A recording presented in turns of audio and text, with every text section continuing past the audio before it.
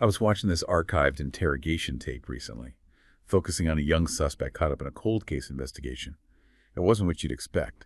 There was no shouting, no table slamming. Instead, the atmosphere was strangely cooperative, almost intimate. The suspect wasn't just confessing. He was vividly reliving the event. He described the weight of the weapon in his hand, the specific crunch of the gravel under his boots, even the way the streetlight flickered overhead. He was crying, not out of fear, but out of a palpable sense of remorse. Watching him, you would bet your life savings that this man was recalling a genuine traumatic memory. But then, the reality of the case file drops the hammer. At the exact moment he described hearing that gravel crunch, he was verifiably sitting in a hospital waiting room 3 towns over, caught on CCTV. He couldn't have done it. Impossible. And yet, here's the terrifying part. He wasn't lying to cut a deal. He wasn't covering for a friend. When he signed that confession, he wasn't admitting to a lie. He was admitting to a memory that his brain had literally just written into existence. That disconnect between the ironclad feeling of a memory and the objective truth of reality forces us to ask a disturbing question. If the brain can fabricate a murder so perfectly that even the killer believes it, how much of our own past is actually real, and how much is just a reconstruction waiting to be hacked? And that horrifying scenario is precisely the starting point for this deep dive.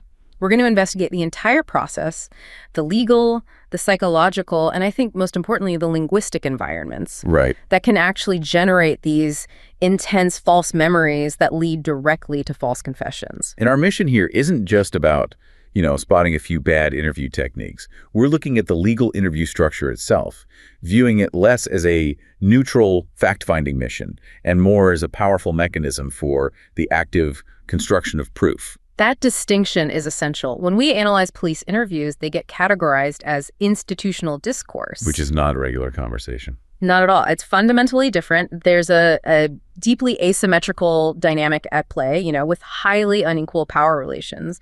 The whole system often sets up the interview not to neutrally search for truth, but as a social encounter that's fashioned to confirm and legitimate a police narrative. So the outcome is almost baked in from the start. In many ways, yes. The setting, the expectations, they predetermine the path. And that asymmetry is the engine. What makes it so dangerous is that the interview, the tape, it doesn't just stay in that room. It travels. Let's talk about that journey because it introduces a couple of critical ideas, transcontextuality and audience design. Yes, the text trajectory of that data is crucial. Think of the interview room as, say, context A. But the moment that tape is stopped, the data starts moving to context B, C, D. To the Crown Prosecution Service, to the lawyer. Judge, and then finally it's consumed by the jury. So that immediate interaction is completely overshadowed by these remote future audiences. Which means the interviewer and the interviewee are essentially operating in 2 totally different universes. They're speaking different languages, even though they're sitting right across from each other. Absolutely. The interviewers, the IRs, they have to orient their language toward those remote overhearing audiences. They're constantly thinking about the prosecution's agenda and how this will all play in a courtroom. So they adopt a very formal, almost performative kind of speech. Exactly. Give us an example of how that actually sounds in the room. Well, it involves constant narration, for the record. So instead of just saying, here, look at this glove, the interviewer will speak for the tape. Right. They'll say, I am now showing you, suspect X, the physical item identified as the exhibit JFA 42. They're literally narrating the evidence chain for a future court transcript. They're designing their speech to convince a jury 6 months from now. And building that legally vetted record of the evidence as it's presented. Exactly. Now, contrast that with the interviewees.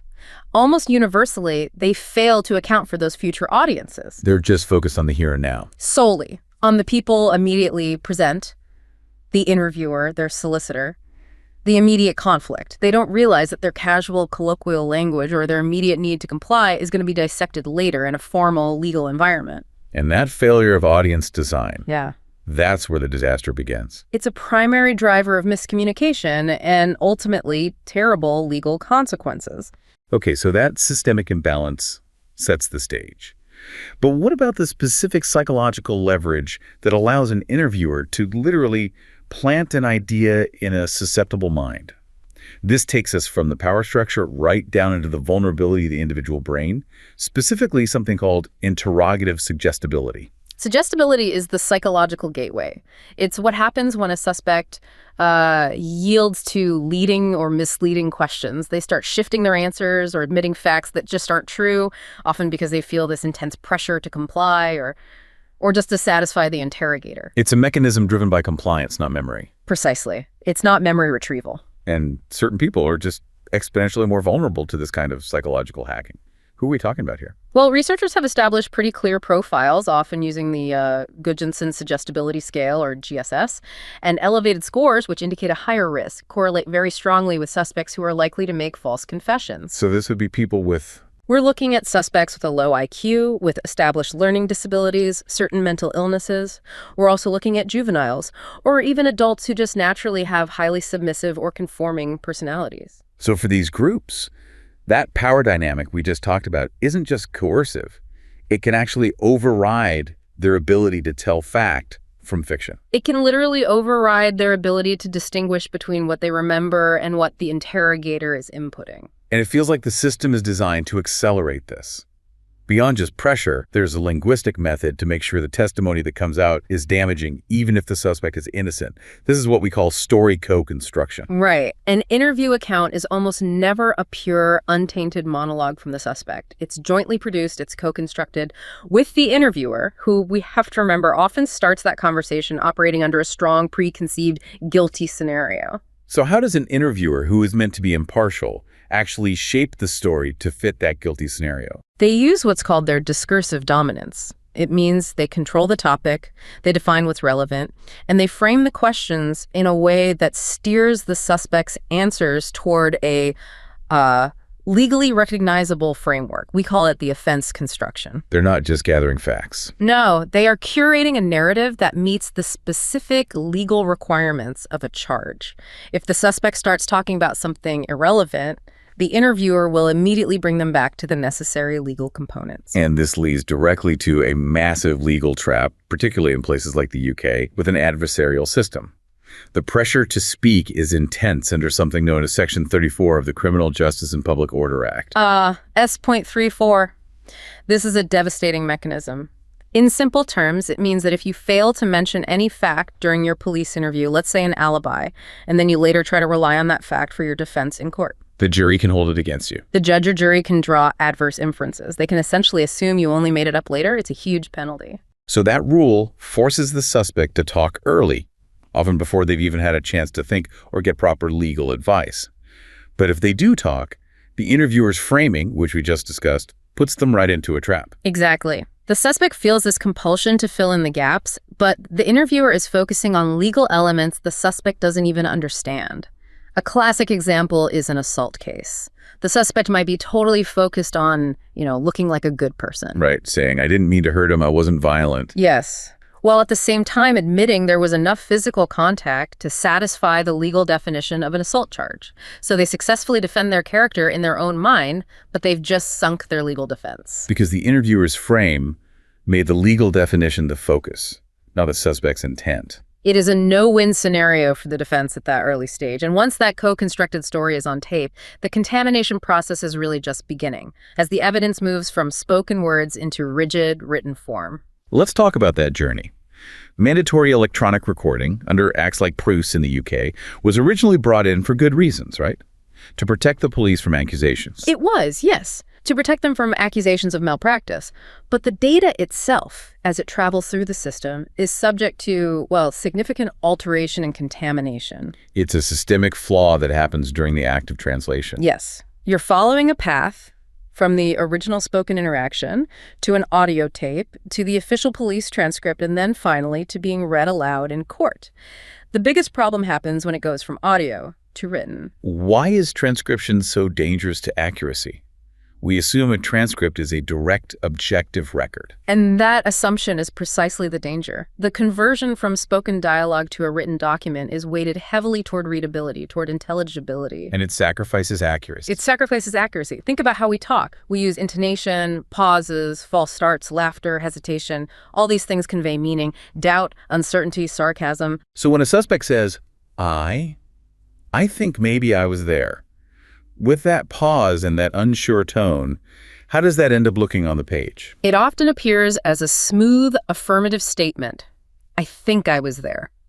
The crucial cues, the hesitations, the pauses, they're either stripped out or they're corrected by the transcriber to fit written conventions. Which completely changes the evidentiary tone when it's read to a jury. A statement filled with reluctance is presented as a firm declaration. It's an immense risk. We have documented cases where transcription errors are catastrophic. Small things like mishearing HP for HP, which in a medical context completely alters a suspect's account. And I imagine bigger errors happen too. Oh, absolutely. In complex cases, we've seen instances where just inserting or omitting a single word like all or but has drastically altered the core meaning. If the suspect says, I wasn't all there, and the transcriber leaves out all, the statement changes from a claim of diminished responsibility to a flat-out alibi denial. It completely changes the case. And if the recording is only audio, you also lose all the visual context, which must be critical. That is the problem of misfiring deixis. Deix is when you use words like here, there, this, or that to point to something physically present. So if a suspect points to a piece of clothing and says, it's here, it's quite clear I didn't wear that, what does the jury hear? The transcript, when read in court, just says, he said, it's here, it's quite clear. The jury has no idea what it is. They don't know if he's pointing to a shirt, a witness statement, or the interviewer's coffee cup. The evidential context is completely gone. Precisely. And this is another consequence of the interviewee's failure to account for that remote audience. They design their speech for the two people across the table, not realizing their evidence has to stand up months later in a courtroom where nobody else was present. This drive towards building a case and the contamination that results from it seems fundamentally tied to the legal structure itself. We've mentioned the UK. Let's briefly contrast that adversarial approach like in the UK and US with the inquisitorial system you find in, say, continental Europe. Well, fundamentally, adversarial systems, where two sides compete, place a huge emphasis on police tactics designed to break a suspect's resistance in order to obtain confessions. The police's role is highly focused on preparing evidence for the prosecution. They're on the team that's building the case. And the inquisitorial model handles that truth-finding process differently. Significantly so. In systems based on Roman law, they rely heavily on independent examining judges, or juges d'instruction, who actively and neutrally investigate the facts of the case. The judge's office is tasked with discovering the truth, not just refereeing a competition. And the consequence of that is? The consequence is that cases with genuinely weak evidence tend not to even reach trial because they're filtered out early by that impartial judicial inquiry. Whereas in the UK adversarial system, with that Section 34 rule, immense pressure is put on the defense to disclose their whole case during that initial chaotic and power imbalanced interview stage. And that happens before the defense has had time for a full investigation or to formulate a proper legal strategy.